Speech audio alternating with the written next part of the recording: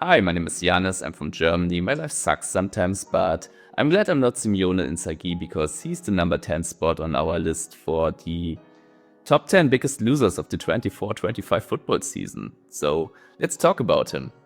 Inzaghi, he brought Inter to 2 finals in just 3 years of the Champions League. And even this season, he had the chance to win the triple with Inter. He was elected manager of the month for 5 times this season. And so, yeah, you wonder what went wrong. But at the end of the season, everything collapsed. Inter won no title, like they were fighting for 3, bottled all 3 of them.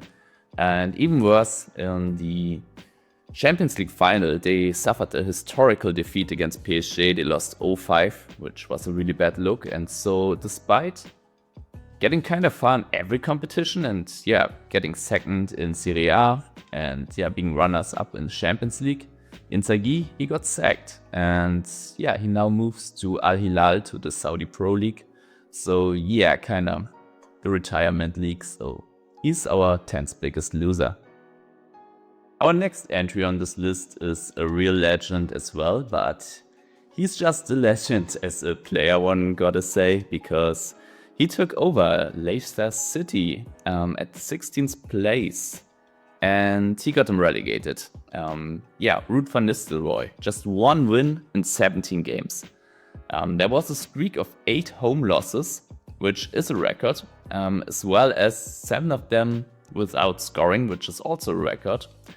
And so Leicester City, they were relegated with 5 more games to spare, and at least they had Tottenham and Manchester United by not getting into the relegation battle, so that's something. And Ruud van Nistelrooy, absolute legend as a player, but he failed historically as a coach. Next up on the list we have the 22-23 Europa League champions. I'm talking about Sevilla. But after winning the Europa League, everything went downhill, so they finished 14th last season. This season they finished 17th. Just 1 point off the relegation zone. And also at the end of the season, they had 11 games without a win. And besides, like all the struggling on the sportive side, they also are in a kind of financial crisis. And there are stories like players being forced to stay in the camp because angry fans were gathered around. So a lot of drama going on. Sevilla, 8th place on our top 10 biggest losers list. 7th place, another big established club struggling. I'm talking about AC Milan, who were runners up last season, but this season, just 8th place, 15 points off from their last season. The season started on a bad note for them, 3 games without a win for the first time since 1931. Also at home, they dropped from a clean sheet rate of 63% to just 47%. And then in the Champions League, they lost to Feyenoord, which wasn't a good look either. They kind of made a comeback later in the season, with many games, ironically, being comebacks as well. So kind of fun fact here. And their saving grace is that they at least won the Supercoppa Italia, but beside that, 8th places, below their standards for sure. João Palhinha and João Félix, they don't just share the same first name, but they also share a spot on this list. I shouldn't say they do it because the transfer of these 2 players specifically gets on this list. So Palhinha, he was bought for 45 million from Fulham by Bayern Munich, and at Fulham he was a fan favorite, strong player, but at Bayern Munich he barely played, just 9 starts, no impact, and he was voted the worst signing of the Bundesliga season. So João Félix, kind of similar story. He went for 52 million to Chelsea, and when you think about it, he once costed 126 million, so that was kind of cheap. But still, he just made 3 starts for Chelsea, and then he was loaned to AC Milan for just 5 million in the winter. So and at AC Milan, he failed to make an impact as well. So the signing of these 2 Joaos is our 6th spot on this list. Number 5, we are talking about the Premier League and Champions League winners from 23-24. So yeah, Manchester City it is. Ever since the Stay Humble incident, they suffered an insane loss of aura. They went on to lose 5 consecutive games. Pep Guardiola, he looked stressed on the daily basis. They suffered big defeats, for example, against Sporting Lisbon in the Champions League, and a lot of their players were also struggling, like Kyle Walker, KDB, Grealish, Doku, Gvardiol, Foden. Foden especially, he went from 26 goals and 13 assists to just 10 goals and 5 assists. So yeah, also Manchester City, they won no trophies.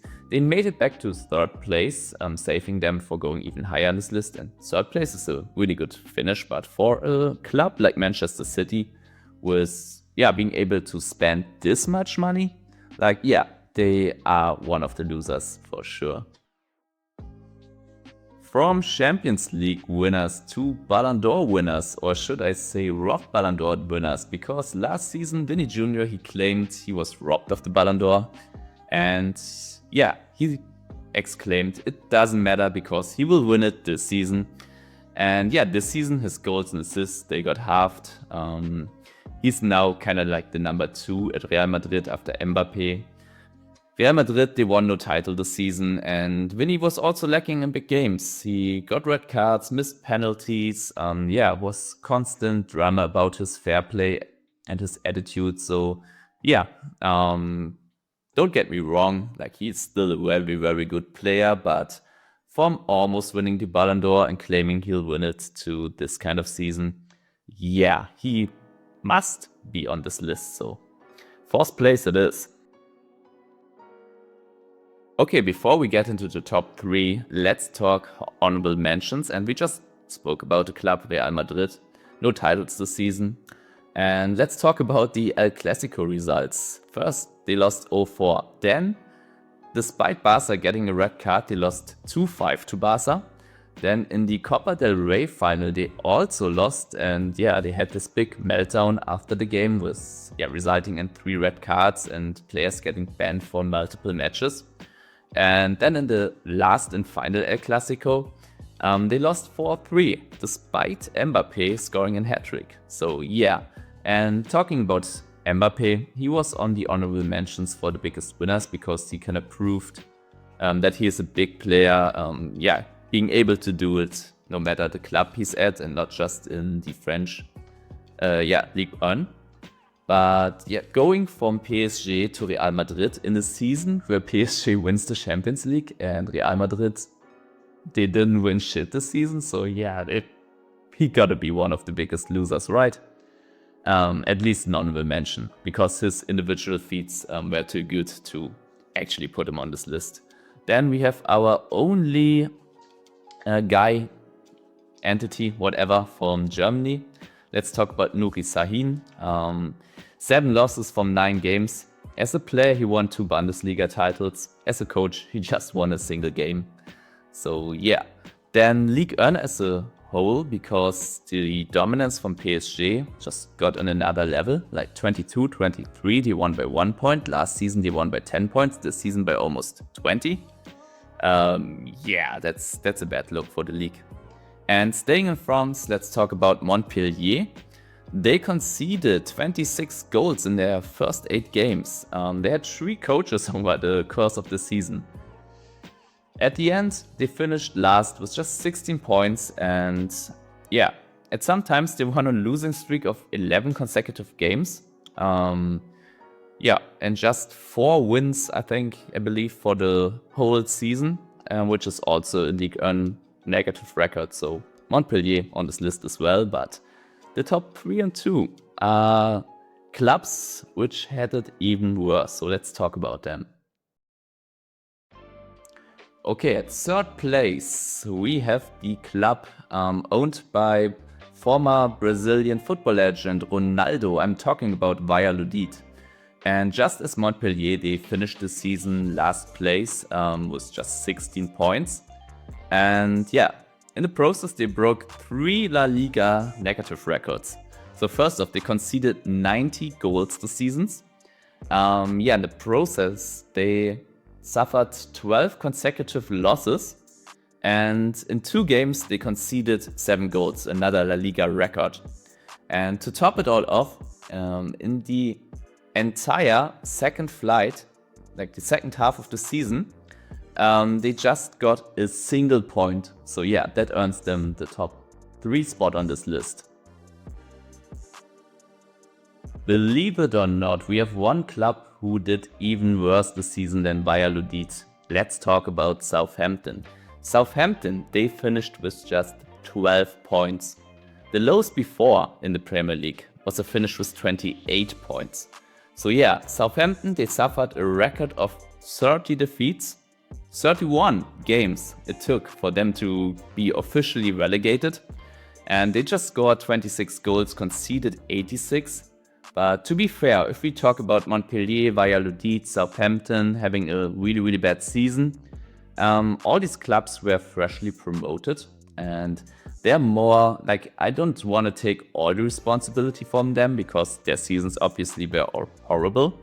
But yeah, it kind of shows a systematic injustice of the first divisions being financially and yeah, everything else. They're way better off than the second division. So yeah, there's a systematic injustice, and these clubs are losers of this injustice. But yeah, we can't take the full responsibility for them. Still, they are big losers of the season.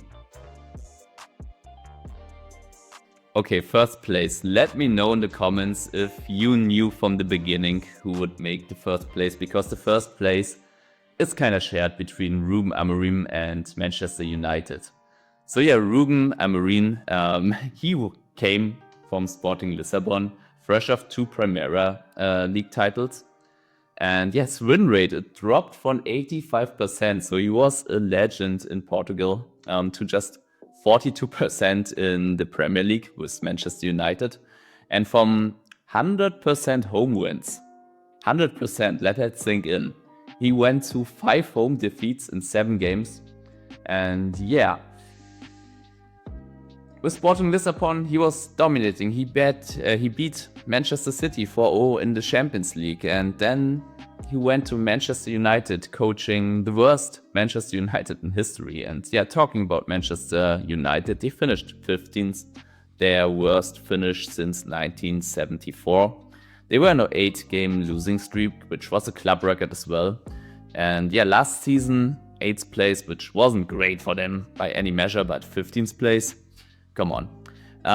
The only saving grace for them, which is the reason why I name Rúben Amorim before them, is yeah, they made the Europa League final, but they even lost that to Tottenham of all teams. So yeah, Rúben Amorim, Manchester United, biggest losers of the season. Okay, that's it for the video. Do you agree with this list? Do you disagree? Did we miss anything?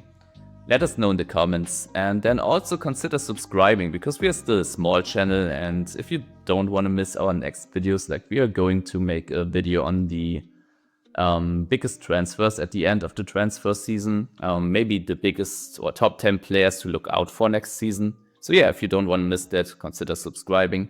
Leave a like if you want to help us out.